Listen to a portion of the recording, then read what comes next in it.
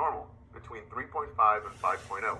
Anything less than 3.5 is a big no-no, guys. We don't give the drug. So we encourage our patients to eat melons, bananas, green leafy veggies, and even liver.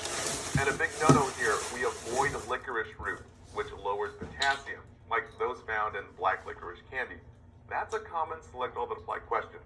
So just remember the double L's here. Licorice lowers potassium. Now, potassium-sparing diuretics, S for spironolactone, just think S for spares the potassium. Just like Prils and Sartan, this spares potassium too. But instead of blocking the angiotensin, this guy blocks aldosterone directly to let fluid out of the body and into the body. And it ends in tone, so think it blocks aldosterone. Since spironolactone spares the potassium, we teach patients to avoid those potassium-rich foods, guys. So we don't eat those green leafy veggies, those melons, avocados, and we avoid that salt substitute. And again, any potassium abnormality, the first nursing action is to place them on a cardiac monitor. Always asked on the Nclex and exams as a priority intervention. Lastly, since potassium pumps the muscles, Nclex keywords like muscle spasm and even muscle cramps, this indicates a potassium problem. Even words like weakness or paresthesias. So with potassium wasters that lower potassium, think low pumps in the heart. We get flat T waves and ST depression. And also this little weird U wave. Now a little side note, if you have to replace potassium via IV, well, guys, don't kill your patient. We never push potassium IV. This means instant death. We always give it IV bag over an hour or more, guys. Never 30 minutes and not even 45 minutes. 1 hour or more, typically 4 hours. And with our spironolactone, which spares potassium, we get high potassium. So think high pumps with peak T waves and even ST elevation in severe hyperkalemia. Now for other killer nursing considerations, guys, these three show up a lot on Nclex exams. So guys, before giving diuretics, always check the BP. B for blood pressure. You hold the medication for low blood pressure. Anything less than 100 systolic. B for BUN and creatinine, the kidney labs. We always check before giving since it can hurt the kidneys by giving too much or too quickly. And again, the P for potassium imbalances.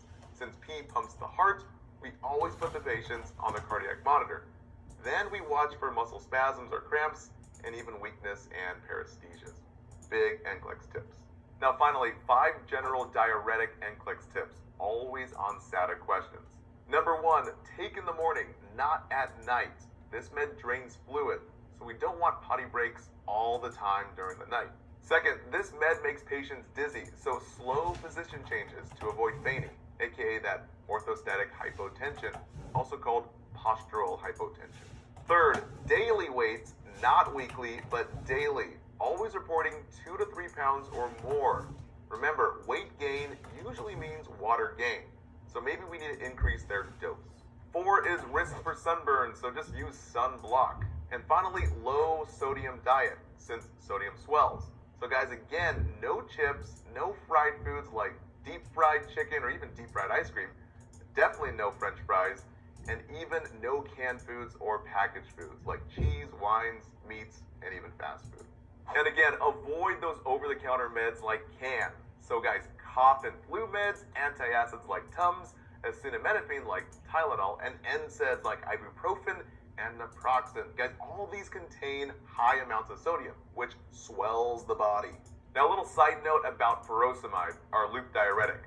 We already know it's the #1 drug for worsening heart failure, right? But caution, if given too fast, it can be ototoxic, meaning ear pain or ringing in the ears, called tinnitus. And even hypotension, that low blood pressure. But guys, not bradycardia, never low heart rate.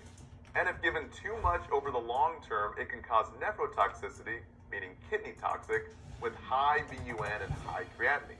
So always check the 2 labs to protect those 2 kidneys. And as you know, hypokalemia, that low potassium, below 3.5 for those long-term doses.